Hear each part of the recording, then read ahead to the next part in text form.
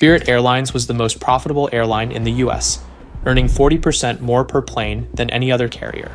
In the following years, its stocks soared with flights 30% cheaper than competitors. But after engine troubles, plane delivery delays, and 2 failed mergers, Spirit Airlines shares have taken a nosedive. And now, after reporting narrower losses for the last quarter, its future is up in the air. So, what went wrong? $5 for a boarding pass, $30 for checked luggage, $3 for water, $1 for animal crackers. Spirit Airlines charged for basically everything, allowing it to sell tickets at rock-bottom prices.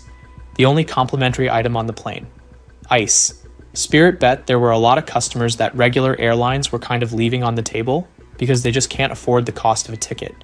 And even at those low prices, Spirit Beta can make a lot of money. From 2008 through 2012, Spirit earned $289 million, with just 40 planes at most in operation. Only 2 U.S. airlines earned more in the period: Southwest and Alaska Air, which both had far more planes. And 3 years after going public, Spirit was the most profitable, fastest-growing U.S. airline. Stock prices hit an all-time high, but as profits were reaching new heights, cracks in its business were starting to show. In 2011, Spirit was also the airline with the most complaints. From a customer perspective, like it didn't necessarily have the best reputation.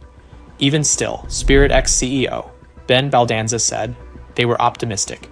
The company had pioneered a new airline business model in the US, and for the first 5 years, it had been successful.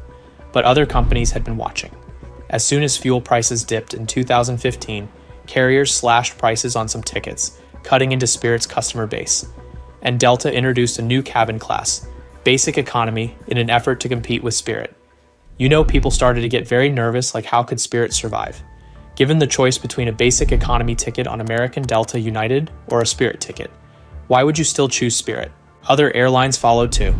United Continental, American Airlines, JetBlue, and Hawaiian Airlines launched Basic Economy seats.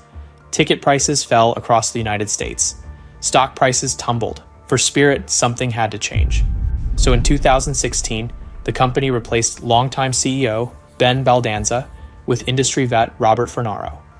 The old CEO was kind of really aggressive about touting the ultra-low-cost discount model, and he was famous for funny ads. Fornaro set out to address the growing number of customer complaints, reorienting the company toward customer service by lowering fees and delays. He pulled Spirit out of its free fall, but before the company could rebuild.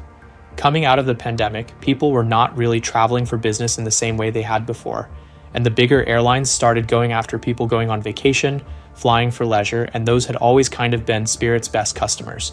So no one was surprised when 2 years later, Frontier, another budget airline, announced a $2.9 billion cash and stock deal to buy Spirit.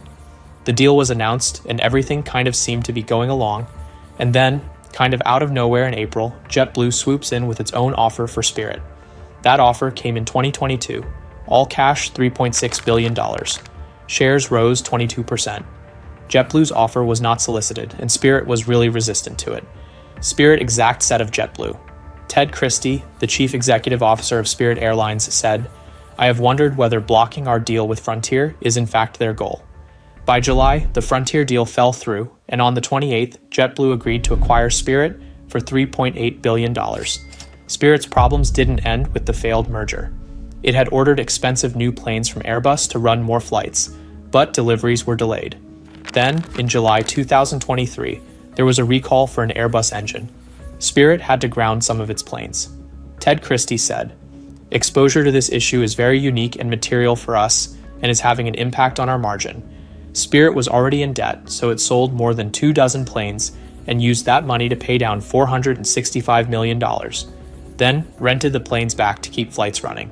Spirit's plan to get out of debt seemed to be working. But on January 16th, a federal judge blocked JetBlue's acquisition of Spirit, citing antitrust issues. That day, shares fell 47%. Even though Spirit is a really small player, the Justice Department felt that it plays a really important role. It serves people who maybe wouldn't have access to travel otherwise, who just couldn't afford to travel on another airline. As of January, the company has roughly $1.1 billion in debt, due in September 2025. There are analysts who think that Spirit doesn't necessarily have much of a path forward and might ultimately have to file for bankruptcy and maybe even liquidate, rather than going through a Chapter 11. But for now, Spirit's share price is suffering.